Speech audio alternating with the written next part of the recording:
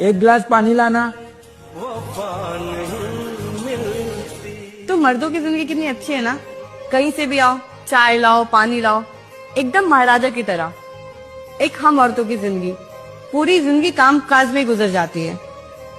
मैं तो भगवान से यही दुआ करूंगी कि अगले जन्म में मुझे मर्द बनाए और तुम्हें औरत, तब पता चलेगा। अगले जन्म में क्यों, इसी जन्म में ना।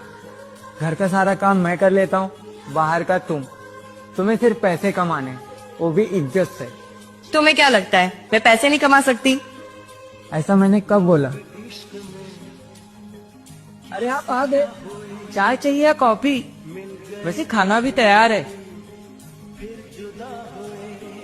क्या हुआ, मर्द के हाथ में एक मर्द अपनी सारी जिंदगी नौकरों की तरह बाहर पैसे कमाता है, ना वो रोता है ना ही किसी को बताता है। बाहर पैसे कमाना आसान नहीं है,